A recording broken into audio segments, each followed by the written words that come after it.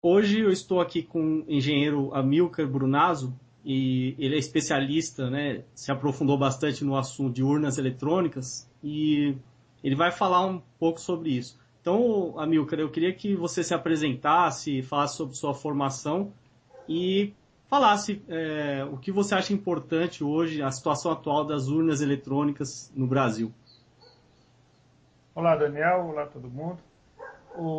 Eu sou engenheiro de formação, formei na Escola Politécnica de São Paulo e depois fui trabalhar com informática e segurança de dados, até que em 1996, quando teve a primeira eleição com voto eletrônico, eu me interessei em entender como se dava a segurança, a confiabilidade do voto eletrônico no Brasil, da urna eletrônica que foi lançada naquele ano. E aí passei a estudar o assunto, em seguida comecei a escrever sobre o assunto, participar de congressos de informática, no ITA principalmente, sobre segurança de dados. E aí fui enfronhando. Hoje eu sou um grande especialista em urnas eletrônicas, não conheço não só o sistema brasileiro, como de fora do Brasil também, tenho vários artigos escritos sobre isso. Tenho trabalhado para muitos partidos políticos como assessor, como fiscal, dou aula de fiscalização do voto eletrônico. E, então, foi assim que eu me capacitei. Participei de várias perícias sobre urnas eletrônicas também. E o meu interesse nisso tudo atual é divulgar para o brasileiro como ele tem sido maltratado, quer dizer, tratado como um eleitor de segunda categoria, quando a gente compara os brasileiros com os eleitores do resto do mundo, onde também há voto eletrônico. O brasileiro, por exemplo, não pode conferir se o conteúdo do seu voto, o voto eletrônico, né, chamado registro digital do voto, contém o seu voto de fato. No resto do mundo pode. Então, essa é a minha principal vontade agora, é fazer o brasileiro entender a realidade que existe por trás dessa propaganda que se fez em torno da urna eletrônica brasileira. Inclusive, Amilcar, a primeira vez que eu me lembro que eu soube, né, de você, acho que você se recorda, teve uma reportagem da Band de 2008, era sobre Caxias, lá no estado do Maranhão, que Maranhão, me houve, lembro. houve umas fraudes, e aquela reportagem me impressionou porque realmente as pessoas falando que não viam a foto do candidato na urna, né? Depois um vereador parece que foram 15 pessoas que votaram nele, mas estava como zero. Então, quer dizer, e naquela época que era o ministro Aires Brito, era o presidente do TSE, ele simplesmente não se pronunciou. E eu lembro que ele chegou, enquanto ele era presidente, né, hoje não é mais, ele chegou a falar um absurdo que a urna eletrônica era inviolável, né? E a gente sabe que não é bem assim, né? Esse mito é o mito principal que a Justiça Eleitoral vende aqui no Brasil sobre a viabilidade do sistema que ela mesma produz, né? Existe todo um conceito que eu gostaria de explorar aqui nessa entrevista, explicar por que chegou a essa situação. Esse caso do Maranhão, houve realmente denúncias de mau funcionamento, que não estava correto. A gente não sabe se houve fraude mesmo ou não, porque não pôde ser feita a prova, né? Não há como se fazer prova de fraude ou não. Esse é um dos problemas do sistema brasileiro. E como os outros também, em Alagoas, em 2006, houve um caso muito grave, que foi constatado o mau funcionamento das urnas e o TSE não permitiu que fosse feita a auditoria. E a situação é essa mesmo. A gente tem um sistema eletrônico de votação que não permite conferência do resultado. Nem quem desconfia, quer dizer, nem o candidato que perdeu consegue provar que houve fraude, nem o candidato que ganhou consegue ganhar que ganhou sem fraude, né? Provar que ganhou sem fraude. É um absurdo um sistema desse. Ele é rejeitado no mundo inteiro, ao contrário do que a maioria do pessoal pensa. Né? E tudo isso é consequência dos poderes da justiça eleitoral, que chama justiça eleitoral, mas na verdade é o administrador eleitoral no Brasil. Exatamente, é um absurdo. E aqui tem uma propaganda forte, como você falou, que é como se fosse uma solução moderna, né, confiável, mas, enfim. Agora, fazendo a pergunta direta, né, então, quais seriam as principais críticas que você tem a fazer em relação ao sistema eleitoral, à urna eletrônica, né, o que precisaria ser mudado, né, se puder comentar sobre isso. Assim, pode até falar tecnicamente o que você percebe de problema. Tá, esse aí é um assunto que eu gostaria de tratar assim bem em tópicos, né? Certo. Qual é o problema do processo eleitoral brasileiro? O primeiro problema é jurídico, não é técnico, não tem a ver com a urna eletrônica especificamente. É o problema do acúmulo de poderes da autoridade eleitoral brasileira. Só no Brasil ocorre isso, de a autoridade eleitoral ela ter as funções de administrativas, né, de administrar o processo eleitoral, normativas de regular o processo eleitoral através de resoluções, normas, e judiciária de julgar qualquer pendência dentro do processo eleitoral. Só no Brasil existe esse acúmulo de poderes, ou seja, no Brasil o princípio da tripartição de poderes, que foi desenvolvido principalmente a partir da Revolução Francesa, no final do século XVIII, ele ainda não chegou no processo eleitoral brasileiro. Nós ainda não temos tripartição de poderes no processo eleitoral brasileiro. E qual é a consequência desse acúmulo de poderes da autoridade eleitoral? É autoritarismo. Onde há acúmulo de poderes, há abuso de poder, há autoritarismo, há falta de transparência. Então, essas três características, autoritarismo, falta de transparência e abuso de poder, é o que marca o processo eleitoral, inclusive o processo eleitoral eletrônico no Brasil. Aí depois a gente pode agora falar do problema técnico, né? Por que a urna eletrônica tem problemas? Ela tem problemas por causa desse autoritarismo que vem lá da Justiça Eleitoral, que impõe o modelo e não aceita debate, não aceita que o sistema, ele não aceita abrir o sistema para auditoria, né? Ou fazer um sistema que seja auditável, vamos dizer assim. E ela impõe isso porque ela tem poderes para isso.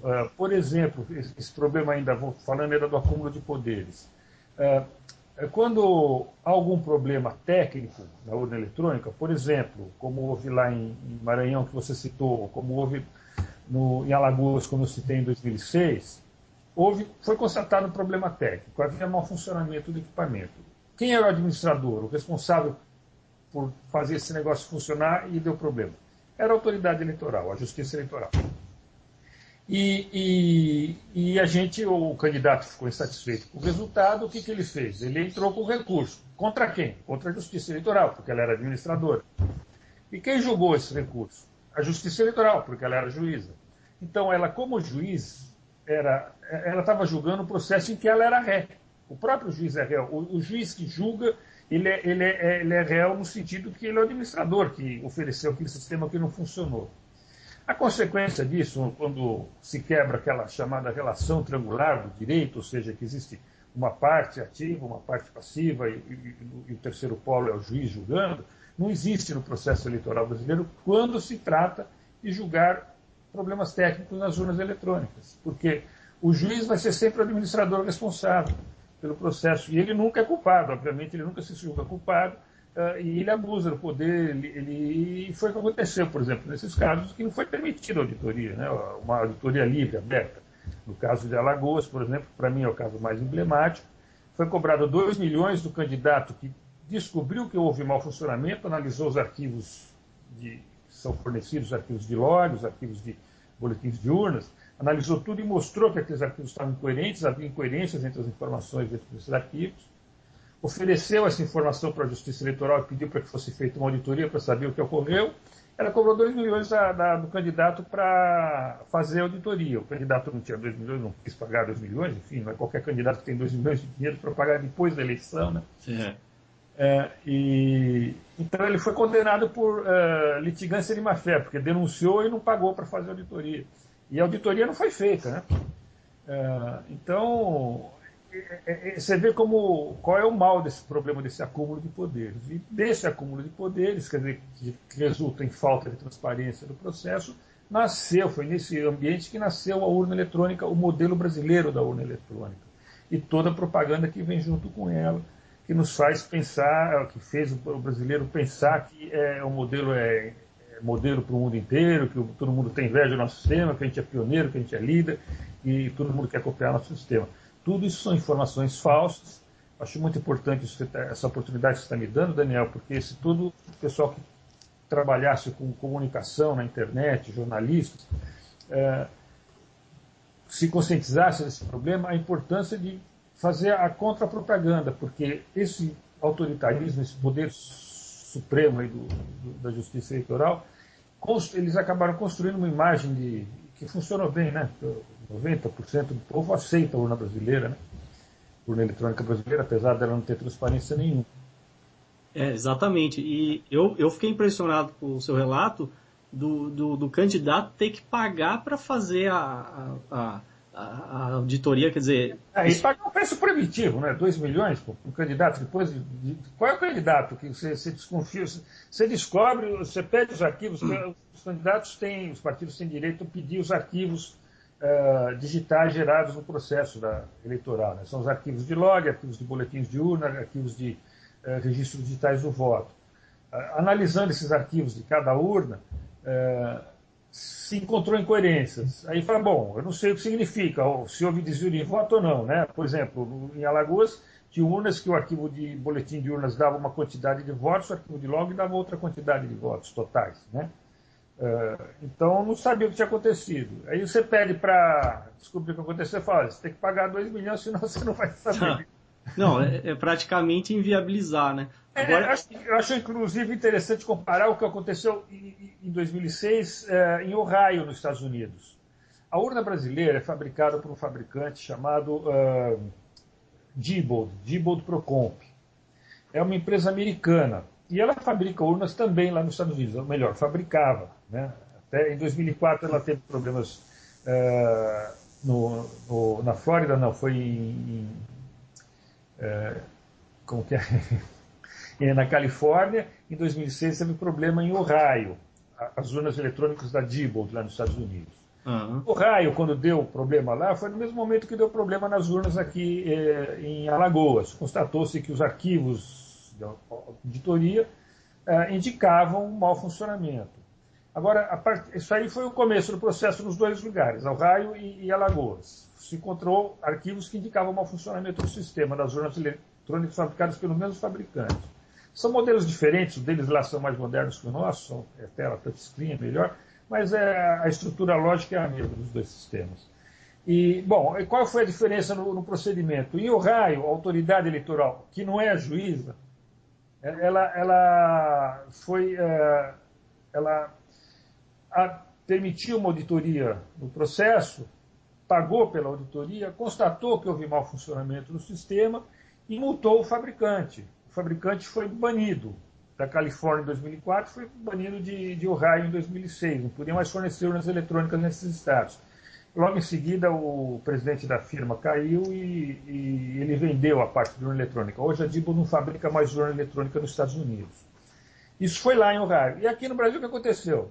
Eles pegaram as urnas eletrônicas, separaram, porque estava um questionamento jurídico, compraram mais 6 mil urnas eletrônicas do mesmo fabricante para poder usar na eleição de 2008 e puniram o candidato que denunciou o problema. Né? O contrário, né? O contrário... Aqui o fabricante foi premiado com a compra de outras urnas. Quer dizer, deu defeito as urnas de 2006, que foram usadas em 2006, eles tiraram essas urnas de circulação, compraram 6 mil para pôr no lugar. E... Enfim, o cara foi premiado, o fabricante. Né? Não, essa empresa só fabrica urna eletrônica hoje em dia no Brasil, só continua fabricando aqui. Nos Estados Unidos ela fechou, encerrou, porque... E as urnas eletrônicas que a gente vai usar nas eleições de 2012 são essas desse mesmo fabricante? Do mesmo fabricante. Ele forneceu praticamente... O parque todo que vai ser usado agora em 2012 é tudo fornecido por esse fabricante. O projeto da urna é feito pelo TSE, mas a fabricação é por esse fabricante. Isso... As especificações que o TSE dá, né? Não, é absurdo, né? No caso, assim, você tem conhecimento se o Ministério Público tomou alguma atitude para ir contra isso? Olha, o Ministério Público está ciente disso tudo, nós já levamos denúncias, já levamos manifestações, mas eu acho uma coisa muito estranha o que acontece com o Ministério Público no processo eleitoral. Em geral, o Ministério Público é um poder independente, né, que está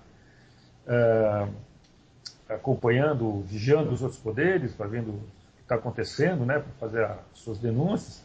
Mas no processo eleitoral a coisa, por algum motivo que eu não sei explicar qualquer, Daniel, não funciona corretamente. Tá? o Ministério Público ele tem, como os partidos políticos, direito a fiscalizar a carga dos programas, o desenvolvimento dos programas lá no TSE, os programas das urnas eletrônicas. E ele não faz isso.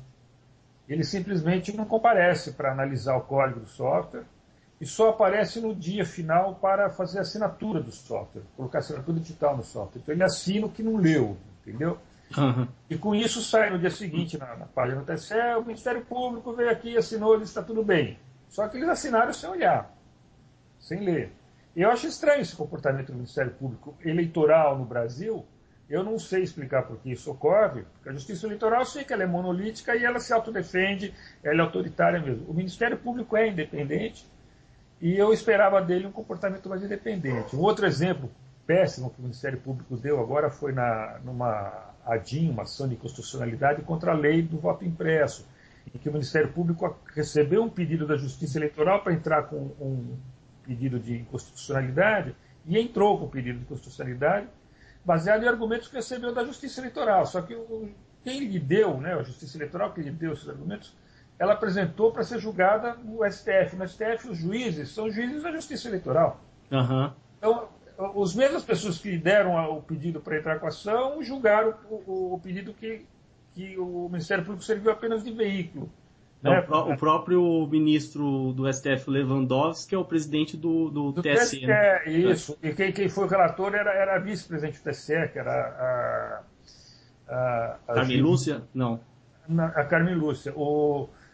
Então, eles apresentaram a denúncia para o Ministério Público formalizou ela oficialmente, aí eles julgaram dizendo como se fosse uma ação do Ministério Público, e não era. E os argumentos muito pobres, né? Porque diziam que o voto impresso ia permitir repetição da votação, ia permitir identificação do eleitor, tudo um argumento absolutamente errado. E o Ministério Público não consultou as outras alternativas, quer dizer, a pessoa que disse que não é assim, né? Ou provas, por exemplo, existem provas com urnas com voto impresso fora do Brasil, que o voto não é identificado, que o eleitor não vota 2, 3 vezes seguidas por causa do voto impresso, entendeu? Existem provas materiais de que o negócio, que a denúncia é falsa. Só que o Ministério Público ignorou tudo isso e fez exatamente o que a Justiça Eleitoral pediu. Eu não sei por que isso ocorre. Infelizmente, o Ministério Público Eleitoral está deixando muito a desejar. Não estão assumindo a responsabilidade que eles deveriam ser um poder independente para avaliar o processo eleitoral. Isso deles terem 6 meses para avaliar o software e não ir lá, não analisar absolutamente nada, e no final comparece para fazer assinatura digital, ou seja, estão assinando o que não leram, né, baseado na confiança do desenvolvedor. Não é para isso que eles têm o direito de estar presente no desenvolvimento do software, é para analisar e ver se foi bem desenvolvido. Não, isso é gravíssimo, isso aí é uma informação que eu não sabia, né? Agora, em relação ao argumento, né, que eles deram em relação ao voto secreto, identificar o voto, mas a gente tem que pensar também que a partir do momento que o eleitor pegar o comprovante em papel, ele guarda e ele é dele, ele não está obrigado a mostrar para ninguém, né? E tudo que a gente faz na vida, você recebe um comprovante para... Mas não é bem isso não, Daniel, o problema não é esse. Realmente, se você entregar o comprovante para o eleitor levar para fora da sessão eleitoral, há o problema de identificação. O eleitor pode depois comprovar, aí ele fica sujeito à coação, né, ou ele pode vender o voto. Tá. Mas isso, quando a gente fala de voto impresso, que está escrito na lei, foi declarado inconstitucional, não é nada disso. O eleitor não leva absolutamente nada para fora. Ah, entendi. No caso da lei brasileira, o eleitor nem pega na mão, ele vê através de um visor. Tá?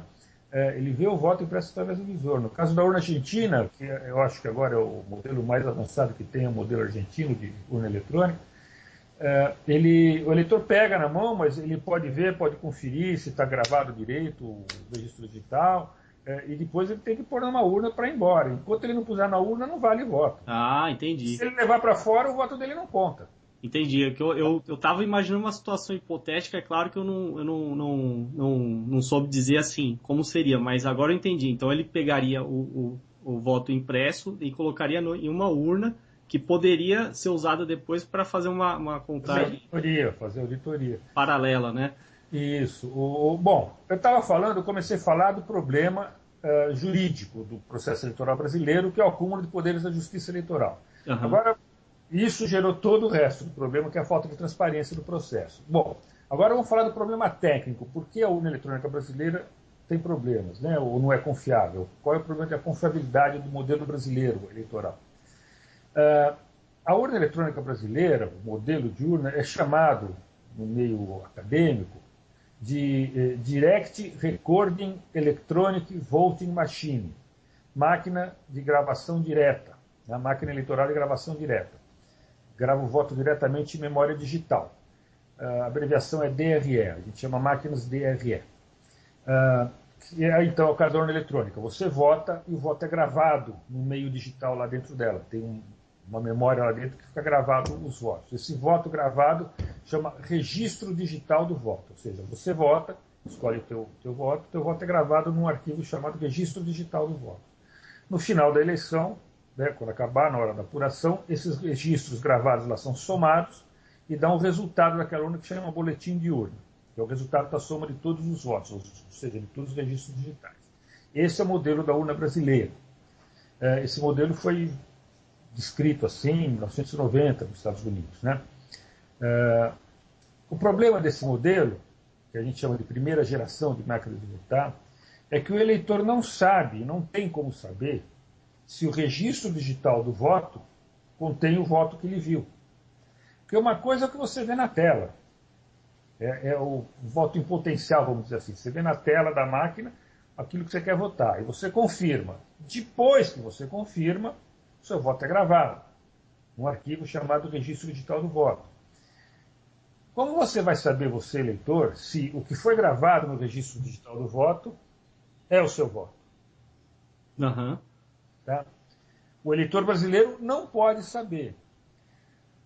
É proibido. A Justiça Eleitoral não permite que o eleitor saiba o que foi gravado como sendo o voto do eleitor, não permite que o próprio eleitor veja o que foi gravado como sendo o voto dele. Tá? Uhum. Para contornar esse problema, veio a segunda geração de máquinas eleitorais, que é as máquinas eleitorais que gravam o voto eletronicamente, mas mantém uma segunda gravação, um segundo registro do voto que o eleitor possa conferir. Tá? Esse segundo registro, normalmente, é o voto impresso. A urna grava o voto no registro digital e imprime o voto no papel. Então, cada voto vai ter duas vias. Vai ter uma via impressa e uma via digital. O eleitor pode conferir a via impressa. Ele pode ver que a via impressa, ele vê o que está gravado. Né? Certo. A diferença do registro eletrônico é que ele não vê o que foi gravado.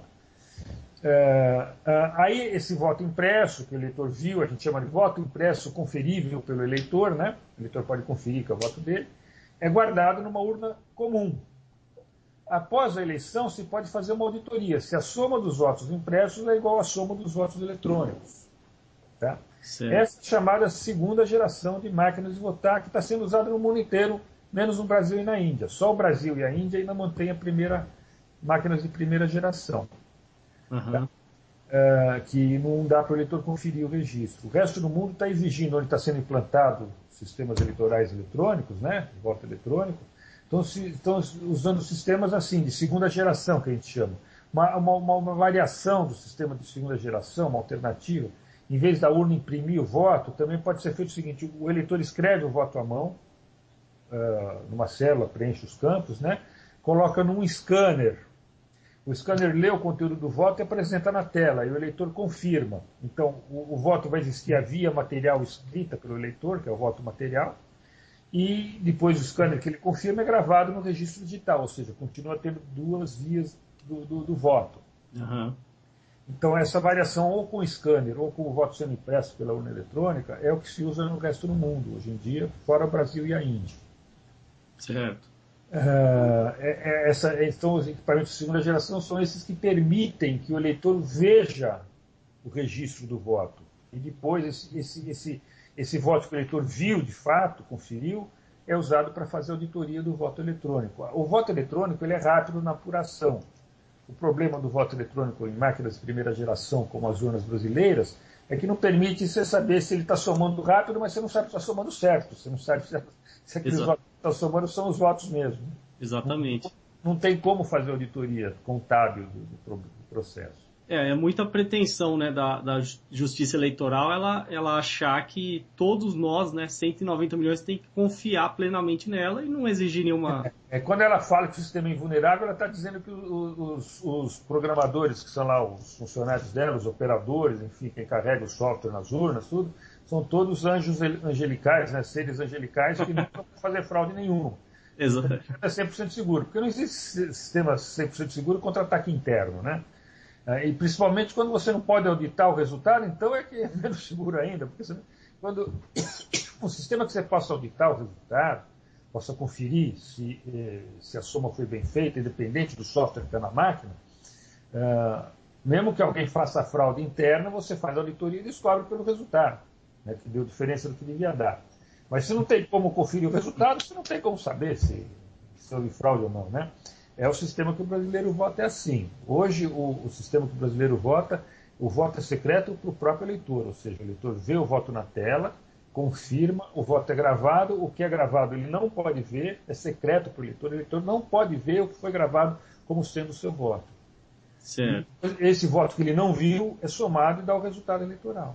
Tá? E a gente, né, acredita. Agora, o Amilcar, eu queria lembrar aquele episódio que se eu não me engano, o TSE convocou. Bom, saiu noticiado assim, convocou alguns hackers para testar a urna eletrônica, mas ali me pareceu um teatro, né? Porque pelo que eu ouvi de um relato saiu na mídia, é como se apresentasse, uma caixa preta e falar, tenta invadir ou tenta violar, né? Mas aquilo lá não foi conclusivo, né? Não, isso daí, olha, eu conheço bem esse processo, porque ele foi iniciado por mim. Tá? Ah, sim. Então... Quem solicitou ao TSE que fosse feito, se chama testes de penetração, né? O nome, o pessoal brinca um pouco com o nome, mas é o nome técnico, chama teste de penetração. Você pega o equipamento, você quer saber se ele resiste aos ataques externos e dá para alguém para ver se ele consegue violar o sistema, né? Então, o nome técnico se chama teste de penetração, é previsto inclusive em normas técnicas de segurança de dados, que se faça um teste de penetração. Então, nós solicitamos, foram 3 partidos que solicitaram. Primeiro foi o PDT e o PT, e em seguida o PL, na época era PL, né, aderiu ao nosso pedido. Então, os 3 partidos solicitaram que fosse permitido o teste de penetração por nós, quer dizer, que desse as máquinas para que nós pudéssemos testá-las, né? Bom, o negócio foi totalmente distorcido pela Justiça Eleitoral, novamente por causa daquela questão do autoritarismo. Nós solicitamos que os testes fossem feitos dirigidos por pessoas independentes da Justiça Eleitoral e que a Justiça Eleitoral pudesse assistir todos os testes, ou seja, tudo que a gente fosse fazer na máquina, eles estariam acompanhando para ver o que a gente estava fazendo. Eles não aceitaram essa condição. A condição deles foi o seguinte: vocês só podem testar o que a gente deixar, o que a gente não deixar não pode. Então eles puseram um monte de limitações no teste. Só podia trabalhar durante 3 dias, de horário assim, você só podia usar programa não pirateado para poder... pirateado não é exatamente pirateado. Quem ataca sistemas costuma desenvolver seus próprios programas de penetração. Isso não podia ser usado, você tinha que ser usado programas comerciais, para analisar e tentar atacar, entendeu? Tinha um monte de limitações. Olha, o resultado é o seguinte: no mundo já houve testes de penetração em urnas eletrônicas, diversos testes, uma dezena deles. Os testes que foram livres, em que a pessoa pegou a máquina, né, os interessados em atacar, pegaram a máquina, estudaram, tiveram sucesso, ou seja, eles conseguiram invadir as urnas eletrônicas. Teve 2 testes que não foram livres. Foi o teste feito na Índia e o teste depois feito no Brasil. Quando nós solicitamos para o TSE para fazer esse teste, o TSE enrolou durante 3 anos, ele não respondia, ele não permitia. Até que a Índia teve ideia de fazer um teste controlado, ou seja, ele criou essa ideia, né? Vem cá, eu deixo vocês olharem, mas com limitações, com regras, pode mexer aqui, não pode mexer lá, não sei o quê. Aí o TSE gostou dessa ideia e repetiu o teste da Índia aqui, ou seja, testes são limitados, controlados. Esses 2 testes, o da Índia e a cópia que foi feita no Brasil, a imitação que foi feita no Brasil, não deram resultado, ou seja, quem tentou não conseguiu invadir. Nós não participamos desse teste, nós solicitamos para fazer, eles impuseram condições que não eram aceitáveis, a gente falou, então não, isso a gente está fora, a gente não participa. Aí eles chamaram funcionários públicos, foram funcionários do Ministério Público, da Marinha, do Justiça do STF, da Procuradoria-Geral da República, enfim, eles chamaram funcionários públicos, que não eram hackers, eram funcionários públicos, para fazer os testes. E eles não conseguiram testar dentro das limitações que eram impostas, nenhum deles conseguiu penetrar. Aí eles falaram que o teste foi um sucesso. Não foi. O que prova, que a gente vê, todos os testes foram feitos, é que quando o teste foi livre, como ocorreu com as urnas americanas, 3 modelos de urnas americanas, como ocorreu com as urnas holandesas, e depois, mais adiante, ocorreu também com as urnas indianas, o teste teve sucesso. Quem tentou penetrar conseguiu mudar o software e fazer com que ele desviasse votos, ou seja, somasse voto errado. Entendeu? Uhum. Já na urna brasileira, no teste brasileiro e no teste indiano, que não foram permitidos, não deu sucesso, o cara não conseguiu sucesso. Então, o errado no Brasil foi o teste. Não foi demonstrada a segurança do sistema. Tá? Foi um teste fajuto que fizeram aqui só para fazer a tal da propaganda. A prova evidente disso é que na Índia, onde depois que eles fizeram esse teste controlado e que não deu sucesso, isso era propaganda, a mesma propaganda que fizeram no Brasil, alguém pegou uma urna indiana, levou para Princeton, na Universidade de Princeton, na Califórnia, Estados Unidos, fizeram o teste livre, né, tentaram atacar e atacaram e tiveram sucesso. Ou seja, a urna indiana foi atacada sob o teste controlado, não deu sucesso, foi atacado sob um teste livre, teve sucesso o ataque. A urna brasileira ainda não foi testada no teste livre porque é crime. Se você pegar uma urna e fizer isso, você pode ser preso. Né? Eu não fiz o teste, eu já vi teste sobre a urna brasileira, eu sei que dá para modificar o software dela, mas não pode ser publicado isso, se publicar é crime. Certo. Inclusive, isso me fez lembrar o seguinte, que você pode até me corrigir. Salvo engano, no começo, parece que eles usavam o Windows como sistema operacional, depois mudaram para o Linux, né? E, ao mesmo tempo, quer dizer, o Linux a gente sabe que está sob uma licença considerado software livre, né? Você tem que ter acesso ao código, mas o código em si, o código-fonte do programa ali que está rodando em cima do Linux já não é, obviamente não é software livre, senão a gente teria acesso, né? Não, é aberto, sim. Viu? É aberto? Vamos agora entrar um pouco mais nessa questão do software, porque também se engana muito os brasileiros com essa questão do software. Bom, primeiro é o seguinte, o primeiro modelo de urna brasileiro usava um sistema operacional chamado Virtuos, que era um DOS melhorado, era um DOS antigamente, né, melhorado, que tinha multitarefa. Depois, em 2000, passou para o Windows. Em 2000 e 2004 teve modelos com Windows. Em 2006 passou para o Linux. Tá? Certo. Então, a partir de 2006, a partir de 2008, todas as urnas têm agora o sistema Windows. Isso é o sistema operacional. Agora, depois do sistema operacional, tem os aplicativos, os programas que são feitos, né, de votação, de apuração, que são feitos para rodar dentro do sistema operacional. Esses programas são teoricamente abertos. Tá? Os partidos políticos e o Ministério Público e a OAB têm direito, 6 meses antes da eleição, ir ao TSE acompanhar o desenvolvimento desse software. A gente só não pode pegar cópia dele e levar para casa para estudar. A gente tem que olhar lá dentro do ambiente deles. Tá? De todo o software, tanto do sistema operacional agora, que é Linux, quanto dos aplicativos. O problema dessa cerimônia é que não funciona na prática, só funciona na teoria. Primeiro, o Ministério Público e a OAB, que tem direito de ir lá olhar, nunca foram. Tá? Desde 96 eles têm direito de ir lá olhar, nunca foram. Tá? Nunca examinaram código nenhum. Dos partidos políticos, apenas 2 vão, que é o PDT, através de mim, da minha equipe, e o PT, que tem um Brunazzo lá também, um cara equivalente ao Brunazzo lá no PT, que também questiona o sistema e vai lá avaliar. Então, e nós vamos lá examinar e constatamos que, na prática, não dá para examinar o código, porque existem uma porção de limitações à análise de código. Por exemplo, são, ao todo, conjuntos, sistema operacional e mais aplicativos, dá mais ou menos uns 17 milhões de linhas de código, são 40 mil arquivos. Uhum. E eles estão mudando esses arquivos constantemente. Apesar de a gente ter 6 meses para analisar, na véspera de completar os 6 meses, quando é feita a compilação do sistema, eles estão mudando os programas. Então eu examino tudo durante 5 meses, quando eu vou lá analisar, eles mudaram 2, 3 linhas. 2, 3 linhas é suficiente para mudar tudo. Uhum. Então não dá para a gente controlar. E eles não dizem o que mudar. Tá?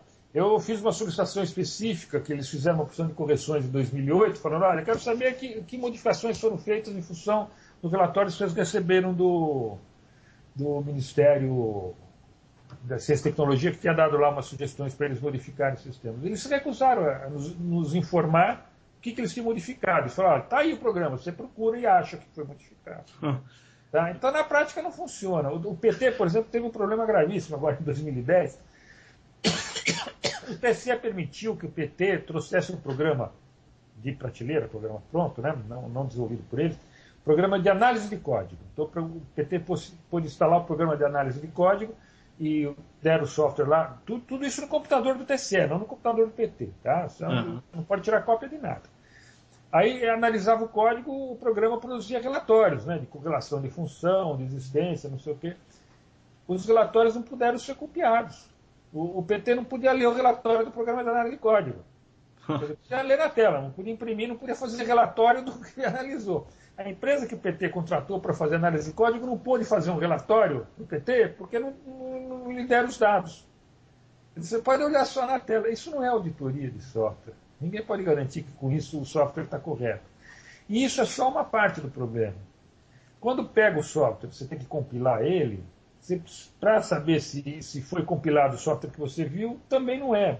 Em 2008, eu constatei que eles mostraram um código para a gente até a véspera do dia da eleição, e no dia da eleição, no dia da compilação, eles estavam compilando outro código, com modificações.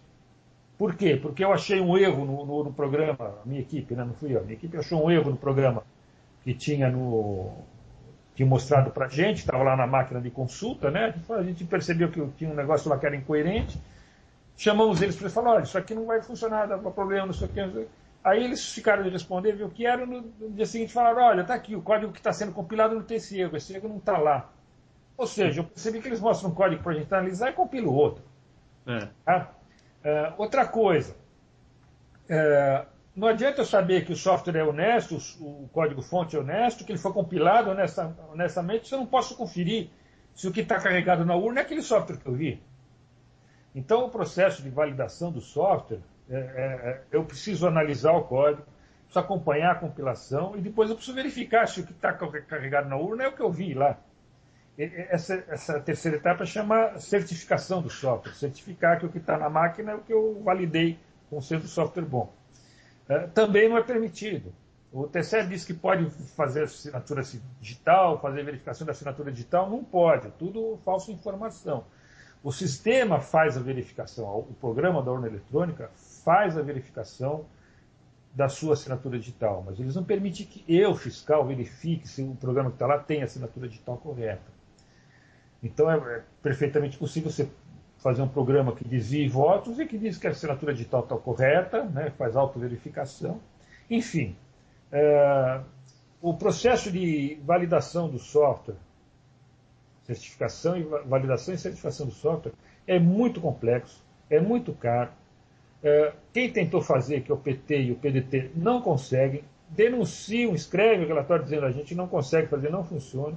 O Ministério Público que devia fazer não faz. A OAB não tem culpa, ela não tem verba para fazer isso. Dizem que a OAB pode ir lá fazer a verificação, mas a OAB não tem verba para fazer essa verificação, que custa muito caro. Né? Também não faz. Enfim, o software que está na urna eletrônica brasileira nunca foi conferido por ninguém. Os únicos que controlam é a autoridade eleitoral. Tá? E por mais que eles falam que pode verificar, que está à disposição, que está lá, pode ir lá ver o código, eles impõem um monte de condições, um monte de regras que na prática não permite que você verifique coisa nenhuma. Este problema de que não dá para garantir que o software da urna está funcionando corretamente, e em 2006, em Alagoas, não estava funcionando corretamente, deu um monte de defeito no software, em 2008 voltou a dar um monte de problema, que gerou aquela que eu chamei de segunda geração de máquinas de votar. Essas máquinas de votar que eu falei que registra o voto, né, o registro digital do voto, mas tem que ter um segundo registro do voto, que é o registro material do voto, vamos dizer assim, ou impresso, ou escrito à mão, alguma coisa. Foi criado esse conceito de dois registros de votos, do mesmo voto, para atender um princípio que recebe o seguinte nome, que aí fica tudo claro, é o princípio da independência do software em sistemas eleitorais. O princípio da independência do software em sistemas eleitorais, que gerou essas máquinas de segunda geração que está sendo usada no resto do mundo, quer dizer o seguinte, eu tenho que ter um jeito de auditar o resultado da urna, o bom funcionamento dela, sem depender de confiar no software. Porque para eu garantir que 400 mil urnas eletrônicas estão todas no Brasil inteiro com o software correto, é complicadíssimo, é caríssimo, ninguém tem estrutura para isso. O Ministério Público, por exemplo, que tem o programa de assinatura digital, não faz a verificação da assinatura digital porque é complicadíssimo de fazer. Tá? Uhum. É fazer. Não, realmente. Fazer de maneira segura. Né? Então, foi assim que se criou essas máquinas de segunda geração, ou seja, para criar um jeito de auditar o resultado da eleição que não dependa de eu confiar no software. E quando uma máquina atende o princípio da independência do software, ou seja, eu posso auditar o resultado sem precisar conferir o software, se o software está funcionando direto, eu vou conferir só a soma menos os votos, não importa que software esteja lá. Eu não preciso conferir o software se eu consigo auditar o input e o output e verificar que estão corretos. Quer dizer, eu pego os votos e pego a soma dos votos, vejo que bate, não importa se o software está lá, está somando certo ou errado. Eu sei qual é o resultado e tem que dar aquele resultado. Esse é o conceito de a segunda geração de máquinas de votar que não existe ainda no Brasil. Né?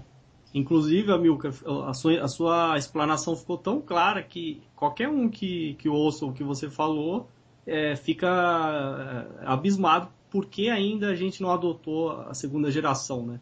E então, assim, poderia ser feita essa verificação. Eu fico imaginando até se eles não têm o medo de adotar essa segunda geração, confirmarem que está com problema, e aí isso vai gerar um verdadeiro comprometer todo o sistema, inclusive levantar dúvidas sobre eleições anteriores, né? Daniel, você pegou, eu não falei, mas você pegou exatamente o X da questão. Às vezes, quando eu começo a falar isso, algumas pessoas me perguntam, não, mas então você acha que eles estão fazendo fraude? Ou a Dilma foi eleita, não devia, ou o Lula foi, não foi? Olha, eu não sei se eles estão fazendo fraude, eu não tenho provas que eles estejam fazendo fraude, não acho que eles estejam fazendo fraude de fato, quer dizer, fazendo software que fraude eleição. Eles podem fazer se quiserem, tá? Porque a sociedade civil brasileira não tem como controlar. E por que eles resistem tanto? Por que a justiça eleitoral, o administrador eleitoral brasileiro, resiste tanto a implantar um sistema que possa ser auditado? Exatamente o que você falou, Daniel.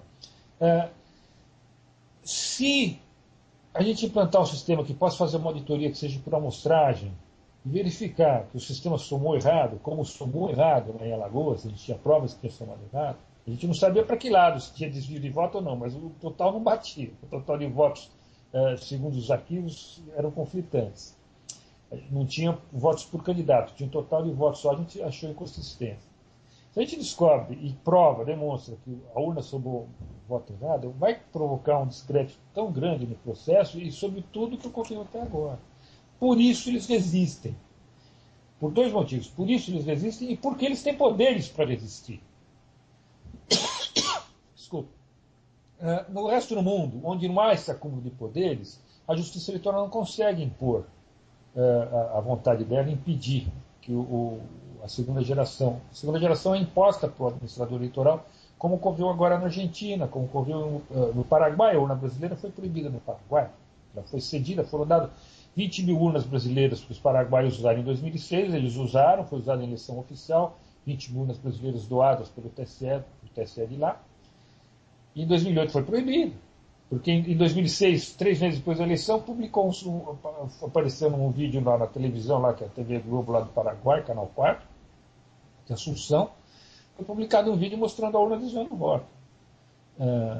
Agora, aqui no Brasil, a gente não consegue isso. Você está me dando essa oportunidade de falar aqui, mas Não é todo jornalista que consegue fazer isso. Eu, por exemplo, fui entrevistado pelo Carlos Azenha, Luiz Carlos Azenha, da Globo, em 2002, quando ele era vice-âncora do Jornal Nacional, para falar sobre os problemas de uns flashcards que apareceram lá voando em Petrópolis. A matéria foi censurada. Ele fez a matéria e não conseguiu publicar, porque o TSE soube que a matéria ia para o ar e interferiu. Ele chegou na direção da Globo, deu uma ordem da Globo para os caras não publicar a matéria no Jornal Nacional. No Paraguai, o TSE não conseguiu fazer isso. A matéria saiu lá com as urnas sendo violadas. Né? Na Argentina, as urnas brasileiras foram usadas na Argentina. Em 2006 foram usadas as urnas brasileiras em sessões para eleitores estrangeiros. E lá na Argentina, o eleitor estrangeiro pode votar em alguns casos, em eleição municipal. Então, foram feitos testes, tudo, foram feitas as críticas, e o sistema foi abandonado. Aqui no Brasil, a gente não consegue fazer a crítica ser publicada. Essa matéria que você citou da Band é uma exceção que escapou aí. E foi para o ar e causou um baita no estrago lá. Eles muito essa matéria. Inclusive, na época, eu fiquei impressionado com essa matéria, eu não esqueci, e depois eu achei estranho, porque ninguém falou mais nada, né? Isso, eles abafam muito. Então, esse poder que a autoridade eleitoral tem no Brasil, ela não consegue levar para fora do Brasil, e lá fora aparecem os problemas das falhas. Aqui, eles continuam escondendo tudo. Tá? Por isso que o eleitor brasileiro ainda tem essa imagem de que o sistema é confiável, é seguro, é o melhor do mundo. O brasileiro pensa que a urna eletrônica brasileira é modelo do resto do mundo. Ela foi abandonada no resto do mundo, foi rejeitada pelo mundo inteiro. Mais de 60 países, Daniel, vieram ao Brasil conhecer a urna eletrônica brasileira, estudar, alguns levaram para testar. E todos rejeitaram, não tem ninguém que usa o modelo brasileiro de urna eletrônica. Até o Paraguai, né? O Paraguai, que é famoso por falsificar, né? Até eles rejeitaram, né? Isso. Então, acho isso incrível, né? O brasileiro é muito manso nesse aspecto. Eu vi agora, gostaria de falar, se me der a oportunidade, de falar dessa experiência que eu tive na Argentina agora, e eu tive lá em outubro para acompanhar a eleição com a urna eletrônica de lá. O modelo novo que surgiu lá na Argentina. E é incrível como eu que já analiso já conceitualmente, já conheço bem os detalhes técnicos, né, de segurança, confiança e transparência, já vou analisando o X da questão. É incrível como a diferença como o eleitor brasileiro é desrespeitado pela justiça eleitoral, né, comparado com a Argentina. Para você ter uma ideia, essa urna argentina a gente chama de urna, mas na verdade ela não é nem uma urna, ela não acumula votos. Né?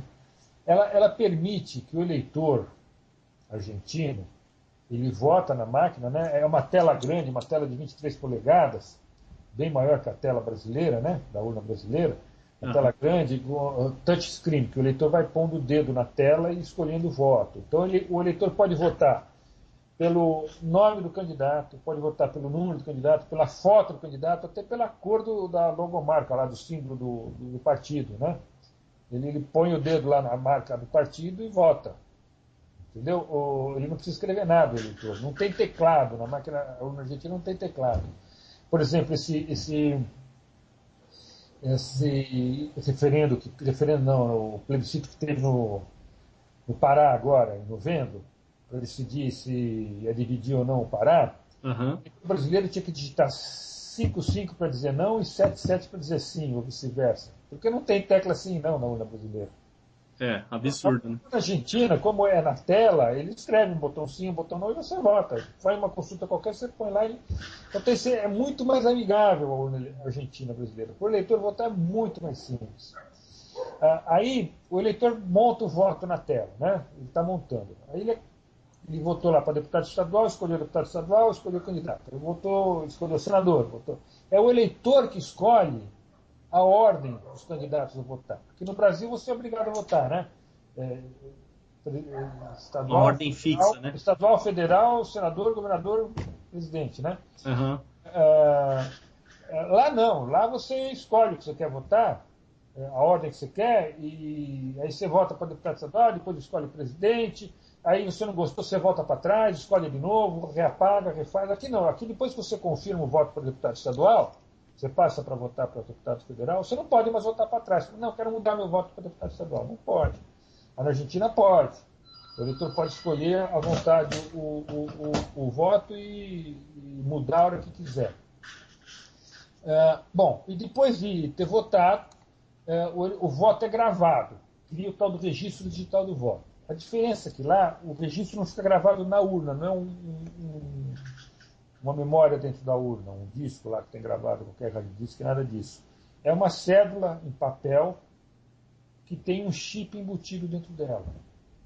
O voto é gravado nesse chip e é impresso na própria cédula. Então, o eleitor fica na mão com uma cédula que tem impresso o voto que ele escolheu, completo, né, todos os candidatos, e ainda tem um chip, ele está gravado o registro digital do voto.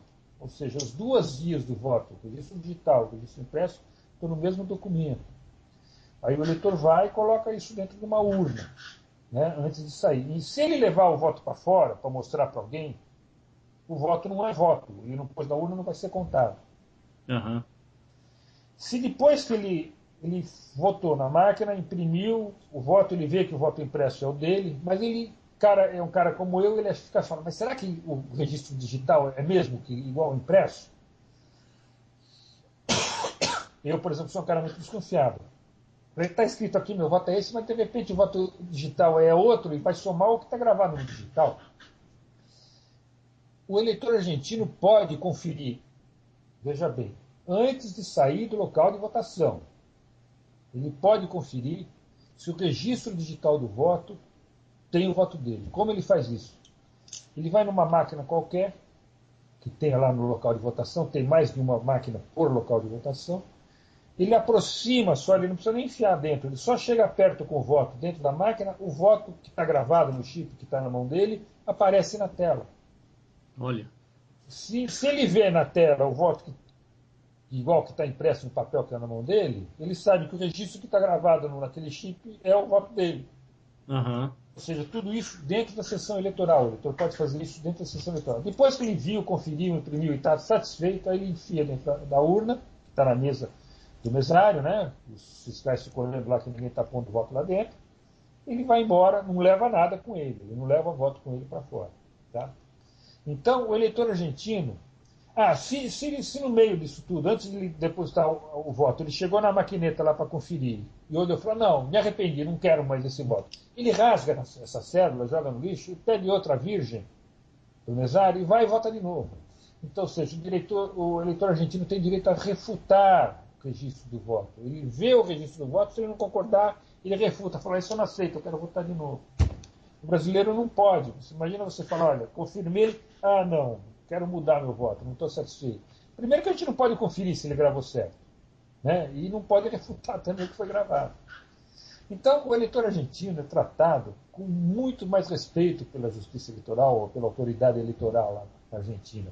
Ele pode refutar o voto, ele pode escolher a ordem do voto, ele é muito mais amigável, ele pode votar no nome, no número, ele escolher a forma de votar. E, principalmente, ele pode conferir se o registro digital do voto tem o voto dele. Quer dizer, para o eleitor argentino, o voto não é secreto. O eleitor brasileiro não pode refutar, não pode conferir se o registro digital tem o próprio voto. Ou seja, para o eleitor brasileiro, o voto é secreto para o eleitor. O eleitor não pode ver se o voto que vai ser somado, que vai passar pelo processo de apuração eletrônica, tem o voto dele. E isso, eu falo, isso porque o voto aqui é obrigatório, né? Então a gente não tem nem... É quase que uma ditadura isso, né? Porque você tem que se amoldar ao esquema deles e não pode nem contestar, né? E outra coisa... A gente está no sistema desse, sim. Na Argentina o voto é obrigatório também, mas pelo menos o eleitor pode conferir que o voto dele é o dele. Né? Exatamente. Agora, em relação a... Você citou a Argentina, né? Eu já vi que o modelo da Argentina é excelente, mas tem algum outro país que você acha que merece elogios ou o modelo da Argentina, se fosse adotado aqui, quer dizer, seria o melhor possível, assim? Olha, hoje eu considero o modelo argentino o melhor que tem, tá? Mas existem outros aceitáveis também. Na Venezuela, desde 2004 se usa, apesar de toda a crítica que se faz ao Chaves, na verdade é porque se faz muita crítica ao Chaves, a OEA, a Fundação Carter, não confiavam muito no Chaves, não aceitavam que ele fizesse um sistema... deixa eu explicar melhor aí. A urna eletrônica brasileira, o Brasil é pioneiro no seguinte aspecto: o Brasil foi o primeiro país do mundo a usar a urna eletrônica em 100% do eleitorado. Isso foi em 2000. O Brasil não foi o primeiro país a usar a urna eletrônica. A Holanda começou a usar em 92, 93, a Índia começou a usar em 96, em 94, antes do Brasil. Mas o Brasil foi o primeiro país que fez a urna eletrônica em 100% do eleitorado. Todos os eleitores votavam com urna eletrônica. Aí o TSE foi na OEA, a Organização dos Estados Americanos, e ofereceu o sistema brasileiro para que a OEA divulgasse para os outros estados americanos. E foi assim que a urna brasileira foi parar no Paraguai, na Argentina, no México, no Equador, foram feitos testes com as urnas lá. Era a OEA que levava a urna brasileira para esses estados para testarem. Todos eles rejeitaram a urna brasileira, mas a OEA levava para dizer. Na Venezuela, a OEA não levou o modelo brasileiro, porque a OEA, os Estados Unidos têm poder forte dentro dela, eles não aceitavam que o Chávez tivesse uma máquina de votar em que ele pudesse manipular o resultado e ninguém pudesse conferir o resultado. Uhum. Então, na Venezuela foi imposto que o sistema eleitoral eletrônico que eles queriam usar lá já fosse de segunda geração. Foi o primeiro país, em 2004, a ter um sistema eleitoral de segunda geração. É uma urna eletrônica que imprime o voto, o eleitor pega o voto, coloca numa urna comum e no final da eleição 2,5%, 3% das urnas são auditadas para verificar se o software bateu, né? Se o voto eletrônico bateu com o voto impresso, a soma dos votos. É feita uma auditoria por amostragem. Na primeira eleição eles não ficaram contentes com a amostragem pequena, foram estendendo, chegaram a quase 50% das urnas foram feitas auditorias. Depois eles estão fazendo com menos quantidades. Mas, enfim, a urna eletrônica usada na Venezuela, por causa dessa desconfiança que os Estados Unidos têm sobre o Chaves, é mais moderna que a brasileira. Já, desde 2004 já é de segunda geração. Existem outras urnas também, por exemplo, na Espanha, eles não usam voto eletrônico lá, que é proibido, mas tem uma fábrica de urna eletrônica que faz urna eletrônica com ou sem voto impresso, depende de quem quiser. Então é um modelo que dá para ser auditado também. Então existem outros modelos de urna. Nos Estados Unidos também existem máquinas, já existem agora, né? Antes não existia, agora já existe. Que nos Estados Unidos, em 2007, saiu uma norma técnica não obrigatória, uma norma técnica recomendando urnas de segunda geração. Em 2009, essa norma técnica foi refeita, foi atualizada e continua recomendando o uso de urnas eletrônicas de segunda geração. Então, de 2007 para cá, a maioria dos estados americanos estão passando para urnas de segunda geração. Já tem 39 dos 50 estados americanos já usam urnas de segunda geração.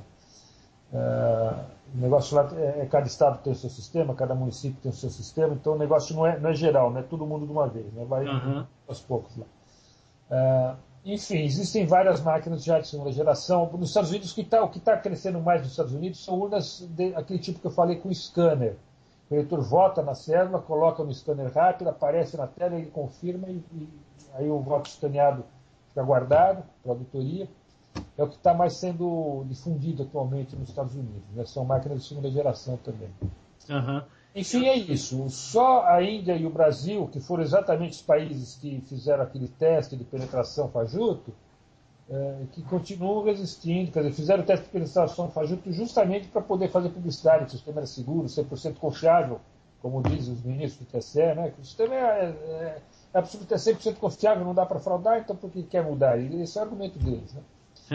Não, é absurdo, né? Inclusive, eu fico impressionado o seguinte, eu também li notícia, é claro que você já está a par que algumas regiões estão colocando aquelas urnas com leitor biométrico, né, da digital, não é? Isso é uma inovação, né? Eles investindo nisso, mas assim, esquecendo do principal, né? Porque não, veja bem, a ideia da biometria no sistema eleitoral é para evitar um tipo de fraude, que é a fraude de alguém votar em lugar de outra pessoa, né? A ideia é essa, a biometria serve para isso. A biometria não resolve, nem tem como resolver, o problema do software desonesto que desvia voto. Uhum. O eleitor pode ser o eleitor correto, com a biometria correta, se ele votou correto, mas se somar o software que estiver lá, somar o voto errado, não adianta. Então, a biometria não resolve o problema do software, ela é feita para resolver outros problemas. Tá? É o problema do eleitor que vota no lugar, de alguém que vota no lugar do eleitor verdadeiro. O eleitor falta, alguém vota no lugar dele. Por exemplo, uma fraude muito comum, que é fácil de fazer na urna eletrônica brasileira, é a fraude do mesário, que a gente chama. Chega às 4h30 da tarde, no final do processo eleitoral, já a sessão eleitoral está vazia, os fiscais já se cansaram, já foram embora, está só os mesários lá dentro da sessão, fica meia hora lá não tendo o que fazer, eles fazem um acordo entre eles, um libera a urna, pega o código do eleitor que não veio ainda, não apareceu até aquela hora, e o outro mesário vai lá e vota. Ou seja, os mesários engravidam a urna.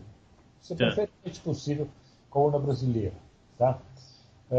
Então, a ideia da urna biométrica seria acabar com essas fraudes. Tá? Mas é uma enganação, Daniel. Infelizmente, ela não acaba com essas fraudes. Mesmo com a urna biométrica, é possível mesário por votos na urna.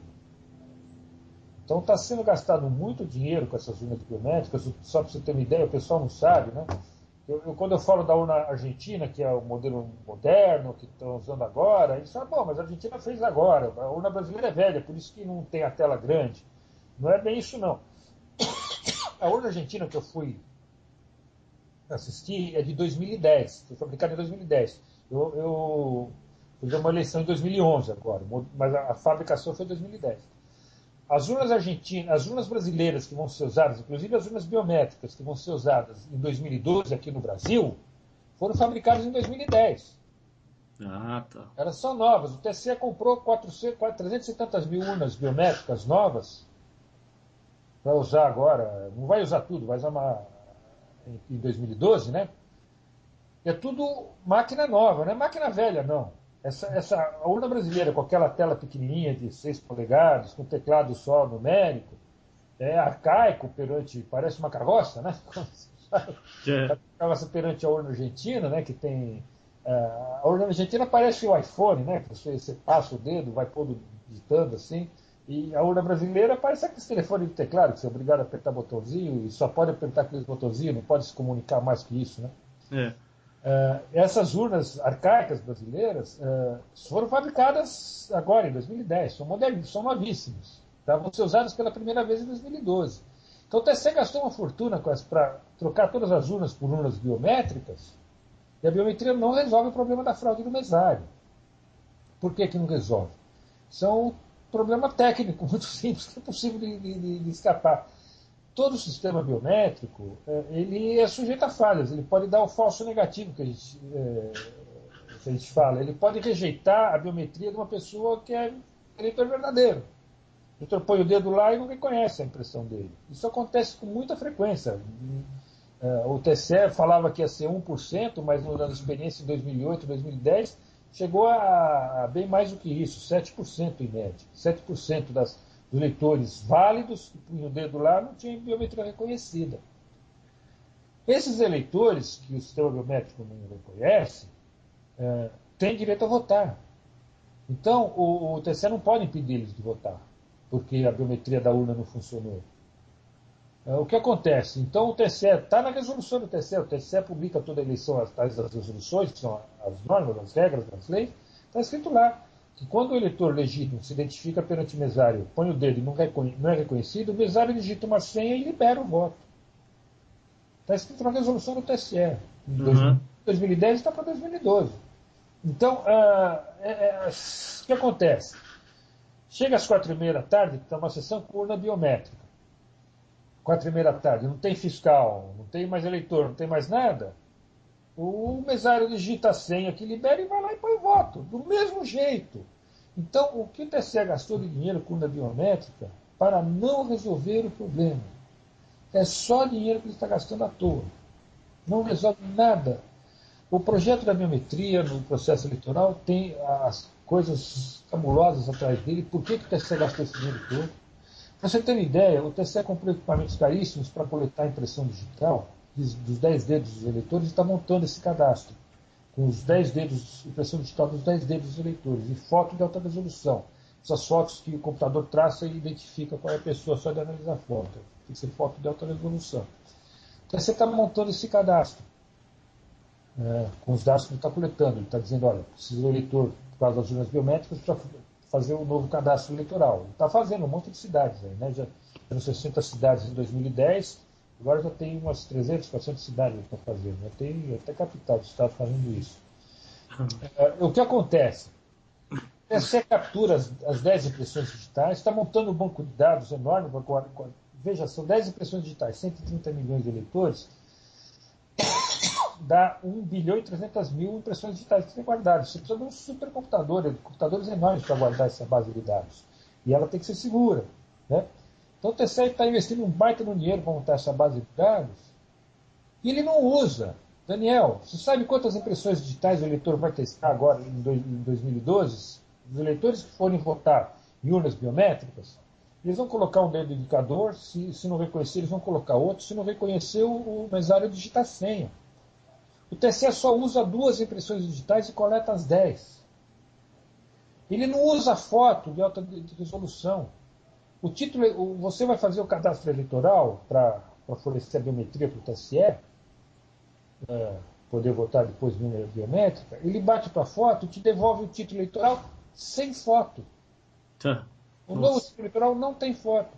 O TSE não usa essas informações. Ele está montando esse cadastro por outro motivo, Daniel. Ele não está montando esse cadastro para evitar fraude, porque ele não evita a fraude no mesário. O TSE está gastando muito dinheiro nesse processo. Não é para evitar fraude. Ele está captando dado que ele não usa. Por que isso? Eu não vou entrar aqui em discussão por causa disso. O eleitor brasileiro é muito acomodado, não reclama do que está acontecendo, mas é um absurdo o que está acontecendo no processo eleitoral. Não, é revoltante. Daqui a pouco, passam uns anos, né, algum gênio lá decide que vai trocar a biometria por leitura da palma da mão e gasta-se mais milhões e milhões. Outro tanto, isso. Né? E outra coisa, Amilcar, só uma pergunta assim mais futurista, né? Qual que é a sua opinião sobre o voto pela internet? Você acha que no futuro a gente vai chegar nisso? Você acha que é algo viável? Primeiro tem um detalhe importante, o tal da cabine indevassável, né, Daniel? Uhum. Desde já fazem 3 séculos, aí vai para quase 3 séculos, que se criou o conceito de cabine indevassável, ou seja, que o eleitor tem que votar num ambiente em que ele não possa ser coagido, né? O ambiente onde ele vota. Né? Com isso, não dá para fazer voto pela internet em casa. Por exemplo, se pudesse ter eleição pela internet aqui em casa, a minha casa é uma família grande, tem mulher, filhos, empregado, neto, tio, avô, né? Filho do empregado, não sei o quê, são 10 pessoas. Eu garantiria 10 votos para o meu candidato. Certo. Então, o voto pela internet não pode ser feito de casa, tem que ser feito em ambiente secreto, ambiente isolado. Você vai ter que ir até o local onde está esse ambiente para votar. Uhum. Não, eu perguntei mais porque assim... Então você vê que esse problema do sigilo do voto já complica. Não dá para fazer voto pela internet. Estou na praia no meu celular, digito no celular e voto e pronto, continuo na praia. Não dá, você vai ter que ir até o local para votar. Exatamente. Eventualmente poderia fazer é que você não precisa ir até a tua cidade. Você pode votar na outra cidade, no escritório eleitoral que tiver na cidade que você está. Então, o voto em trânsito, vamos dizer isso. Isso é possível, voto em trânsito. Mas o voto pela internet ia ser complicado. E o voto pela internet tem um problema. Ele vai ser dependente de software. Ele vai ser de primeira geração necessariamente. Certo. Tá? Não dá para fazer, ou pelo menos seria complicadíssimo, fazer um voto pela internet de segunda geração, ou seja, que fosse independente do software, que eu pudesse auditar o resultado dependente do software que está rodando em todas as máquinas, né? Entre a que você vota até a máquina que apura. Enfim, o voto pela internet não tem solução técnica adequada ainda. Nos Estados Unidos ele foi proibido. Os Estados Unidos que saíram na frente com essa questão do voto pela internet, e em 2004 eles fizeram um grupo de estudo. Eles queriam implantar o voto pela internet, primeiro para os soldados que estavam em guerra, né, lutando pelo mundo inteiro, eles queriam que os soldados pudessem votar na eleição presidencial. Então tentaram estudar o sistema de voto pela internet para os soldados e depois isso seria estendido para a internet geral para todo eleitor americano. Mas foi rejeitado o projeto, chegaram à conclusão que não há forma de fazer voto pela internet seguro. Não há. decisão de quem inventou a internet. Tá? Existem experiências com voto pela internet, acho que na Estônia, se não me engano, mas não é seguro. Também na Austrália, mas não é seguro. O voto pela internet, existem muitos softwares de votação pela internet que está sendo usado em eleições de instituições, né, de clubes, institutos, não sei o quê. Mas eles têm o seguinte problema. A parte conceitual é a seguinte. O voto eletrônico, puramente eletrônico, sem comprovação material do voto, ou seja, sem o duplo registro do voto, ou você faz um sistema que não garante o sigilo, aí você consegue fazer seguro. Garantir que a soma do voto está correta, mas sem garantir o sigilo do voto. Ou você faz um sistema que garante o sigilo do voto, mas aí você não consegue provar que ele está somando os votos corretamente. Aham. Então, essas duas condições, sigilo do voto e justa apuração, essas duas qualidades que o sistema eleitoral deve ter, não pode ser atendido simultaneamente com o sistema na internet. Certo. Então, tudo que está tendo de voto pela internet aí são sistemas que não garantem o sigilo do voto. E onde você não garante o sigilo do voto, existe o problema da coação. Tá? Uma fraude eleitoral, que é a coação de eleitores, se o eleitor puder demonstrar em quem votou, tiver como se quebrar o sigilo do voto, o eleitor passa a ser sujeito à coação. Então, em sistemas eleitorais em que se quer sigilo do voto, tem que ser sistema de segunda geração. Aham. E na internet não dá para fazer sistema de segunda geração que garante o sigilo do voto. Dá para fazer um sistema seguro, que soma correto, mas sem garantir o sigilo do voto.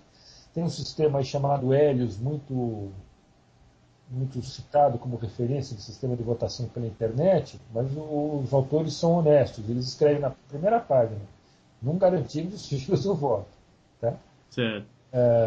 Tem dificuldades, quer dizer, não é que você chega lá, clica e abre o voto do cara, não é assim, tem dificuldades, mas não é garantido, pode ser aberto para quem souber penetrar no sistema. Certo. E outra pergunta, né? Até a gente já está passando de 1 hora, mas vamos em frente. Em relação assim, legislação, o que tem hoje assim? Tem projeto de lei para implantar, para mudar a situação atual? O que? Olha, existe uma lei no Brasil que previa a migração para a urna eletrônica de segunda geração a partir de 2014. Foi uma briga aprovar essa lei, porque o TSE fez muita pressão no Senado, na Câmara, depois na Presidência da República. O ministro, né, o Jobim, que era ex-presidente do TSE, era ministro do Lula, pediu para o Lula vetar a lei, mas graças a Deus a gente conseguiu aprovar a lei estava valendo. Para 2014 seria implantado o urna de segunda geração no Brasil. Aí veio aquele caso que eu já citei aqui, a Justiça Eleitoral, os juízes eleitorais, o Colégio de Presidentes de Tribunais Eleitorais, pediram para o Ministério Público entrar com uma denúncia de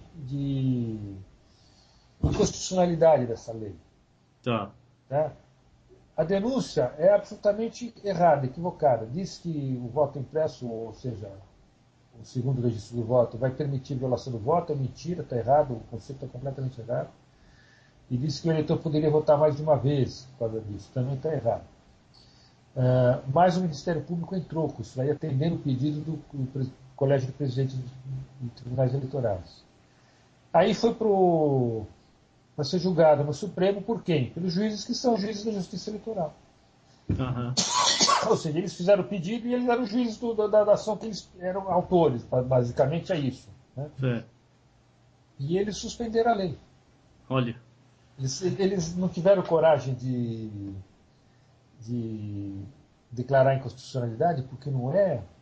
Eles suspenderam a lei em caráter cautelar e vão julgar, sabe-se lá quando, se a lei é constitucional ou não. Então a lei não estava valendo no Brasil.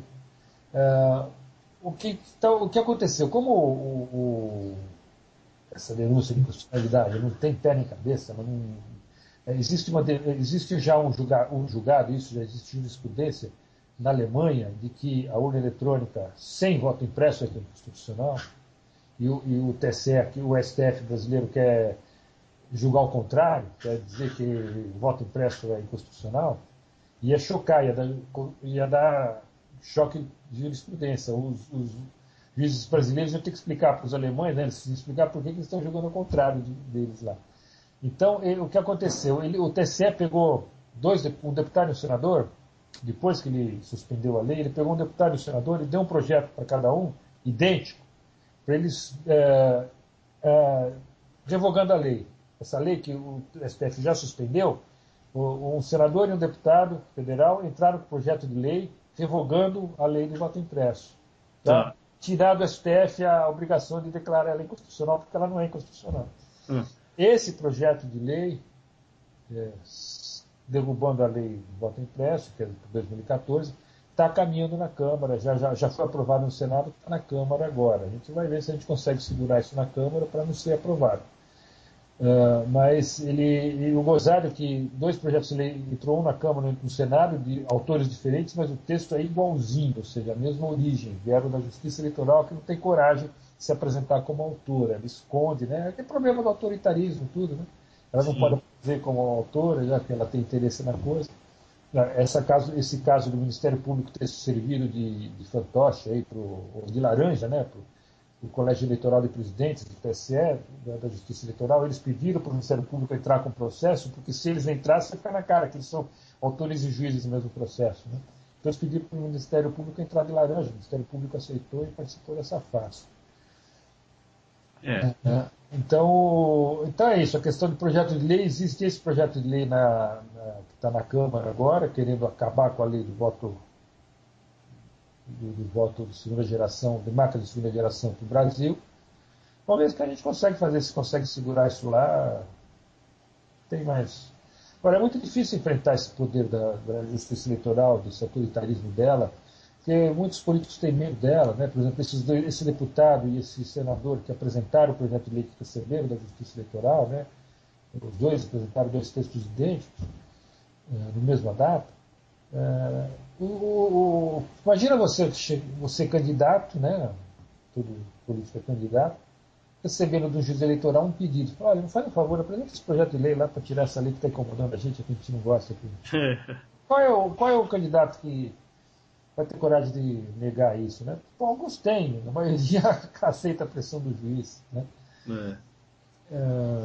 Então é fogo. Esse problema do acúmulo de poderes da justiça eleitoral no Brasil está causando um mal muito grande para o nosso processo eleitoral. Total falta de transparência, total falta de respeito para o eleitor. O eleitor não pode. O voto é um absurdo. O voto ser secreto para o próprio eleitor. Né? No Brasil. Como é que você vai exercer a sua cidadania, né? Isso, imaginar uma democracia onde você não tem certeza em quem você votou, né? Uma coisa que a gente notou nessa eleição da Argentina é isso. Os juízes lá, os eleitorais, eles respeitam muito mais os fiscais dos partidos, certo? Eles estão preocupados em mostrar a transparência do processo. Eles perguntam para o fiscal o que você quer que a gente faça, aí o fiscal diz e eles tentam fazer o que dá. Né? Aqui no Brasil não, é tudo imposto, é tudo mandado. Você pede um negócio e eles negam com argumentos absurdos, né?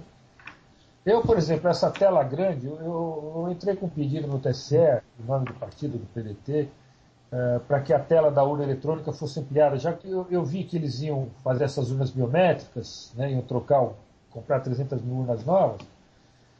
Então, antes da compra, a gente entrou com um pedido para que nas novas urnas viesse com tela grande, sem teclado, para facilitar, para poder votar no nome do candidato, né, para poder votar na foto do candidato. Então, eles rejeitaram assim, não deram nem satisfação. Para que eles vão mudar o projeto dele? Vocês querem isso, para nós não interessa, não é dar trabalho para a gente mudar o software, sei lá o que eles pensaram. Né? Exatamente. E outra coisa que eu pensei da vantagem dessa tela grande, eu mesmo, eu lembro, quando eu fui votar, dependendo do ângulo, acho que ela tem um ângulo baixo de visão, né? Você não enxerga muito bem. Você imagina, então, por exemplo, minha mãe tem catarata, quer dizer, ou algum idoso, né, que não enxerga muito bem, aquela telinha pequena, ele pode até... Né, tinha que ser uma coisa mais acessível. A tela monocromática é sempre mais difícil de enxergar, né? Ela tem sempre esse problema da luminosidade. Todas as urnas têm um botãozinho atrás que você regulando aumenta ou diminui a luminosidade, né, da tela. Mas nem sempre está bem regulado esse botão, nem sempre o que é bom para um eleitor é bom para o outro, né? Dá esse problema assim, muito comum. Já uma tela colorida com mais informação, que você pode pôr votar no nome, ou votar no texto, ou votar... Você põe o dedo onde está escrito o nome do cara, né? Você não precisa votar... Enfim, tem mais opções, né? Aham. Bom, então, uma última pergunta, Milka. Qual que é a sua opinião sobre o voto facultativo, né? Você não acha que, assim, uma democracia, você não acha absurdo que o voto seja obrigatório, obrigar o eleitor a votar? Qual a sua opinião? Eu sempre fui contra o voto facultativo, isso desde comecei a pensar no problema na época de faculdade, né? Então, quando eu comecei a votar em 18 anos de idade, já se vão lá 40 anos, né? Mais de 40 anos, sempre fui contra o voto obrigatório, sou a favor do voto facultativo. Ah, sim. Eu falei errado no começo, né? Não, eu sou contra o voto obrigatório, a favor do voto Sim, facultativo. sim, Eu sim. acho absurdo um dever obrigatório, né? Um direito obrigatório, né? Exatamente, algo que, né? Com certeza. Acho que Bom, ele tem argumentos, conheço pessoas sérias que defendem o voto obrigatório, porque por causa dessa marginalização, diversidade cultural que tem no país, gente muito mal informada, mas não, obrigar o cara a votar não está resolvendo. Né? Ele acaba vendendo voto, acaba sendo enganado. Eu acho que devia mais. Eu não gosto dessa tutela sobre o eleitor. Acho que mais tem que dar responsabilidade para eles e exigir que ele vote direito. Né? Quem quiser votar, vota. Quem exatamente. compreender a importância, vota. Quem não compreender, não atrapalha. Né? Exatamente. Só uma outra Tem que curiosidade que eu... dar, e tem que dar educação correta para todo mundo, né? Isso tem que dar Claro, saúde, tudo. E o voto não ser obrigatório. com certeza. E uma outra curiosidade que eu tive agora, eu lembrei, assim, a gente estava falando sobre a questão lá do código-fonte, né, da urna, ou então as urnas de segunda geração, que permitem uma segunda, né, apuração. E a gente nem tocou na questão também da transmissão dos votos e também na questão do servidor, que é quem vai receber os dados e vai computar isso, né? Quer dizer, é claro que a de segunda geração já resolve isso porque você tem um outro mecanismo de apuração, mas a É. gente também não sabe o que Sabe acontece. na Argentina como é que é? Na Argentina, a apuração dos votos de cada urna é feita na sessão eleitoral. Ah, Então, tá. acabou a eleição, lá acaba às 18 horas, o, o mesário mesmo pega aquela urna com os votos e soma através da máquina. Ele pega aqueles votos, como eu disse, basta aproximar a cédula da máquina, que o voto aparece na tela. O mesário coloca em modo de apuração, chama os fiscais e vai encostando o voto desculpe, o voto na máquina e a máquina vai contando. Vocês estavam vendo o voto que está impresso, igual o voto que está na tela, e vai ver a soma que está certa. Então, a apuração é fiscalizada. Isso é outra diferença também no sistema argentino. O fiscal pode acompanhar a apuração. Aqui não. Aqui a urna eletrônica dá um resultado, chamado boletim de urna. O fiscal não tem como ver se aquele resultado é a soma dos registros de estado de voto. Não tem como. Tá? Na Aham. Argentina, a soma é feita na frente do fiscal. Bom, aí quando acaba a apuração, né, o mesário lá grava numa outra cédula dessa, que tem um chip embutido, ele grava o resultado numa cédula para transmitir. E grava enquanto as células estiverem e dá para cada fiscal. Cada fiscal leva consigo um papel, um documento que tem a quantidade de votos, né, daquela urna gravada no chip e impresso no papel. Aí ele leva isso para o local lá do partido e a Justiça Eleitoral, o fabricante, dá o programa de leitura do chip. Então, depois ele vai lá, encosta o chip e ele faz a totalização na casa dele, lá no escritório dele, do partido. Aham. Bater com a totalização da Justiça Eleitoral. Bacana. Aí quando esse resultado de cada sessão é transmitido pela internet. Eles vão lá, tem um computador ligado na internet, encosta o chip no computador e depois transmite para a totalização. Lá na central de totalização, o fiscal que estiver lá, que é outro fiscal, a hora que chega o resultado, eles imprimem e dão uma cópia para o fiscal. O fiscal ele recebe uma cópia do resultado antes dele ser transmitido, e lá na central de totalização, o fiscal do mesmo partido recebe uma cópia depois que o resultado chegou lá, transmitido.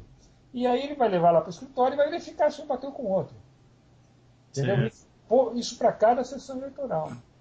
Então, lá o fiscal é muito mais respeitado. Quer dizer, o fiscal tem como conferir se a transmissão não, sabe, saiu um resultado aqui, chegou outro lá. Lá ele tem como verificar. Bacana. Não, é outra coisa. A gente teria que se inspirar nesse modelo, né? Bom, então, acho que é isso, né? Você quer fazer comentários finais, considerações finais, mais alguma coisa que faltou? Bom, Daniel, primeiro eu quero agradecer você por essa oportunidade, todo esse tempo que você está me dispondo, né? E te parabenizar você por ter tido sensibilidade para esse tema. Que esse negócio de falar que 90% da população brasileira aceita urna eletrônica é fogo, é difícil enfrentar esse número, né? Porque está todo mundo enganado, ninguém sabe o que está falando. Mas é um número que está aí, o pessoal aceita mesmo. Né? Então é preciso fazer essa divulgação e você se predispôs a isso, eu agradeço essa oportunidade. E é importante tocar daqui para frente tentar fazer o brasileiro conscientizar que ele, como eleitor, devia ter seus direitos mais bem respeitados do que vem tendo, né? Deve ser melhor do que é hoje. Sim, concordo. Não, eu que agradeço, né, o seu tempo e praticamente foi uma aula aqui, porque eu tô bem mais informado agora depois de ter ouvido você, né, Amilcar? E você quer deixar algum contato, seu site? Bom, nós tem um grupo aí que tem dois grupos que trabalham comigo nessa questão do voto eletrônico. Um é um mais informal na internet, é um fórum de debates. O canal é www.votoseguro.org, sem o BR. Aham. Aí entra numa página, é uma página antiga, modelo antigo, né? Nem blog é ainda. Mas de lá você pode chegar a maioria das informações atuais sobre o processo eleitoral brasileiro. Tem textos em português, textos em inglês. E o outro é um grupo que a gente chama de CEMIND, ou COMIND, Comitê Multidisciplinar Independente. É um grupo de 10 pessoas que está fazendo relatórios técnicos, jurídicos e técnicos sobre os processos eleitorais. A gente já fez o primeiro relatório sobre a urna eletrônica brasileira, acabamos de lançar agora o segundo relatório sobre as urnas eletrônicas argentinas, e vamos continuar o trabalho daqui para frente. Mas o trabalho do CEMID se acessa também através do site do Voto Seguro, ou seja, no Voto Seguro sempre vai ter um link para os relatórios do CEMID. Certo. Esse relatório da urna argentina nós já fomos procurados para ser traduzido para o espanhol, e tem gente querendo lá na Argentina levar esse relatório para a OEA, né, a Organização dos Estados Americanos, para aquele UNASUR, aquele parlamento sul-americano, né, para mostrar como o sistema argentino está bem adiantado. Né. Enfim, e isso aí são os que a gente oferece para quem quiser conhecer mais sobre o assunto. Procurar Certo. o seguro.org e de lá tem link para um monte de informação. Bacana. Então, mais uma vez, obrigado, Amilcar. E vou fazer o possível para esse vídeo ser divulgado, espalhado. Vou pedir para quem assiste clicar em gostei, né? E clicar em adicionar os favoritos. E quem sabe, né? Quem sabe, ainda que seja improvável, mas espero até que, sei lá, a mídia comece a dar atenção sobre isso. Quem sabe a TV chame você para focar nisso, né? Porque não se fala, né? No Brasil não se fala nisso, né? Ninguém fala nada. Vamos ver. Vencer a barreira do poder eleitoral, da autoridade eleitoral, é difícil na grande mídia, mas a internet tem mais condições de vencer essa barreira. Né? Uhum. Você, com o trabalho de formiguinhas, aí a gente vai conseguindo furar e fazer a informação chegar. Fazendo chegar essa informação que o eleitor brasileiro tem sido muito maltratado pela autoridade eleitoral brasileira. Tá? Assim que tiver no ar essa entrevista, eu mesmo vou cuidar de divulgá-la através Sim. do nosso fórum de debates. Com certeza. Então, joia. Então, mais uma vez, obrigado, Amilcar, pelo tempo e vamos em frente, né? Muito obrigado, Daniel. Obrigado.